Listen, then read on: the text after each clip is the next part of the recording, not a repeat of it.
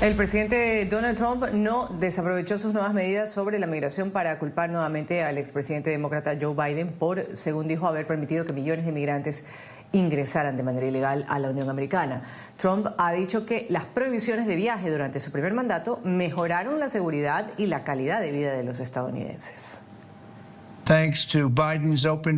Y gracias a las políticas de puertas abiertas de Biden, hay millones y millones de estos ilegales que no deberían estar en nuestro país. En mi primer mandato, mis fuertes restricciones a los viajes fueron una de nuestras políticas más exitosas y fueron una parte clave de la prevención de grandes ataques en suelo estadounidense. Un tema polémico, un tema controversial, un tema del que todos estamos hablando en esta mañana en NTN 24 y por eso hemos invitado en Estados Unidos a Muni Jensen, analista política. Muni, bienvenida a nuestro espacio el día de hoy. Muchas gracias, buenos días. Gracias. Este era un tema que ya se venía hablando, que ya se venía interpretando desde incluso cuando arrancó el periodo, este segundo periodo de Donald Trump. Era la crónica de una situación anunciada, lo que estamos viendo hoy.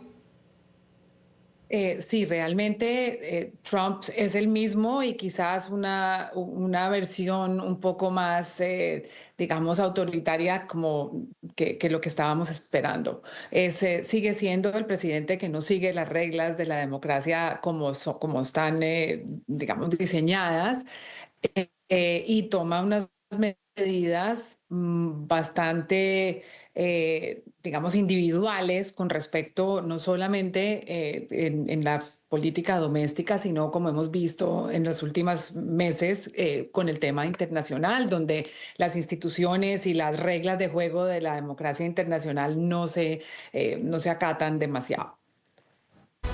Seguimos aquí en la mañana. Muni Jensen, analista política, un saludo cordial. Ruth del Salto le habla. ¿Cómo se justifica esta medida que ha sido anunciada por el presidente Trump desde el punto de vista de seguridad nacional? Porque eso es lo que consta en el documento. ¿Existe evidencia de que ciudadanos de estos países, por ejemplo, representan una amenaza concreta para los Estados Unidos? Así es, Ruth, es una noticia que ha caído realmente de manera sorprendente en Estados Unidos y en el resto del mundo. El hecho de hacer tomar esta decisión sobre 19 países, incluyendo, ya hemos hablado, de Venezuela, Cuba, Haití, bajo el argumento, bajo el paraguas de seguridad nacional, es una medida pues, que ya conocemos a Donald Trump, tiene una capacidad de implementar medidas draconianas para algunos pues, arbitrarias. Eso lo vimos con el tema de la imposición de los aranceles a diferentes países según un poco la escala de apoyo que tenían estas empresas, estos países con respecto a Estados Unidos. Eso pasa lo mismo. En este momento, la estrategia está, digamos, disfrazada de un tema de seguridad, pero entonces hay otros países con índices de violencia, flujos migratorios mayores. Se me ocurre Egipto, por ejemplo, quedaron fuera, mientras que otros con mucha menos evidencia de amenaza directa están incluidos. En el caso digamos, esta sorpresa, detrás de este disfraz de seguridad está una estrategia de negociación. Eso ya lo sabemos, esto no es una política aislada, es una estrategia de Trump donde explota el miedo y el rechazo de los inmigrantes para quizás lograr algunas otras réditos para Estados Unidos. Muni, esta situación seguramente va a generar nuevas crisis migratorias en el mundo. Tal vez sea Europa el destino que busquen los migrantes irregulares ante el cierre que se ha impuesto en Estados Unidos y que genere esta avalancha de personas saliendo ya no hacia la Unión Americana, sino hacia otros destinos, lo que puede colocar en el tablero del mundo una nueva agitación migratoria. Es un momento, bueno, vamos a ver, a nivel mundial el tema de la inmigración es muy, muy preocupante. Tenemos muchos ejemplos en Europa donde los gobiernos cambian según la política migratoria y hay menos apetito por parte de los ciudadanos a las olas de inmigración. Es un problema mundial. y un problema que no tiene una solución pues digamos, perfecta.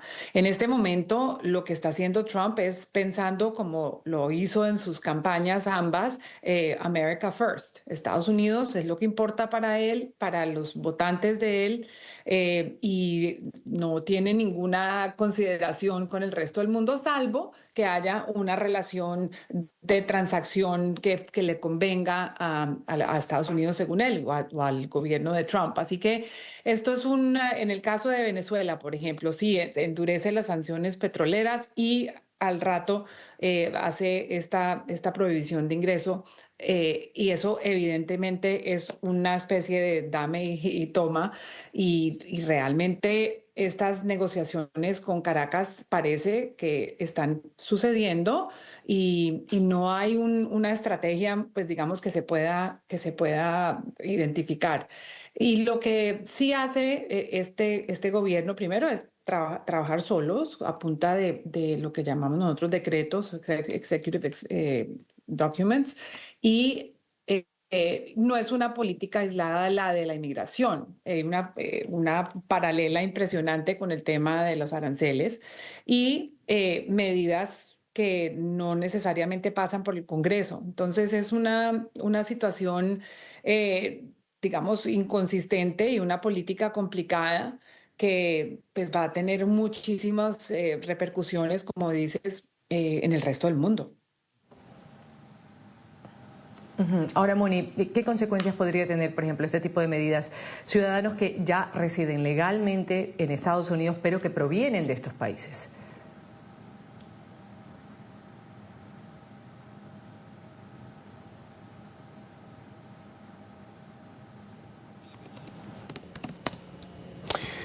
Estamos hablando con Muni Jensen, analista política, acerca de esas repercusiones a esta noticia que ha generado tanto revuelo en el mundo. La restricción, la prohibición para algunos países, exactamente 12, y las restricciones para 7 más. En total, 19 países que están en esta lista de restricción de los Estados Unidos. Volvemos con Muni Jensen, con quien estamos hablando de este importante tema. Yo quería preguntarle, Muni, usted hace un rato en una de sus respuestas decía que hay países que se quedaron por fuera. Recordemos que todo esto es originado desde el ataque en Boulder, Colorado. La persona que hacía ese ataque era un hombre de nacionalidad egipcia. Y Egipto no está en este listado, como tampoco están otros países como México, que es un país con el que también han tenido problemas migratorios históricos. ¿Cree usted, Muni, que haya una segunda ronda de países, una segunda lista de países que se incluyan dentro de este listado de prohibiciones parciales o generales? Es posible, sin duda, que esto no sea el final. También lo hemos visto con el tema de la política de aranceles, pero creo que en el caso, por ejemplo, de México, México ha tenido una capacidad de negociar con el gobierno de Trump, digamos, asombrosa. Y sí, él tiene estas herramientas o armas que las tienen guardadas para los países que no se someten a las políticas y a las prioridades de Trump. O sea que sí, quizás esto no se ha terminado, quizás empiece una ronda de negociación, incluyendo a Venezuela y a otros países que están ahí en la lista. Moni, hace un momento quedábamos pendientes, yo consultaba sobre las consecuencias que podrían tener, por ejemplo, por esta medida, ciudadanos que ya están residiendo legalmente en los Estados Unidos, pero que son originarios de estos países que han sido vetados. Es una situación supremamente gaseosa y no hay una información específica que pueda tranquilizar a las personas que están aquí. Existe, pues hemos visto en las redes momentos donde hay unos arrestos a personas que tienen sus papeles, y no hay realmente suficiente información, incluyendo a las personas que son las responsables de recoger estos inmigrantes. No hay no hay un mensaje que sea supremamente coherente y que la gente sepa si están en riesgo o no. Eso es algo muy complicado y también para el ánimo de los inmigrantes y del país entero, esa incertidumbre es realmente pues, preocupante. En muchos casos, personas que trabajan en organizaciones internacionales, en las universidades, eso es otra crisis que tenemos en este momento en Estados Unidos. Y esto es bastante pues, inesperado. Inesperado, así ha sido.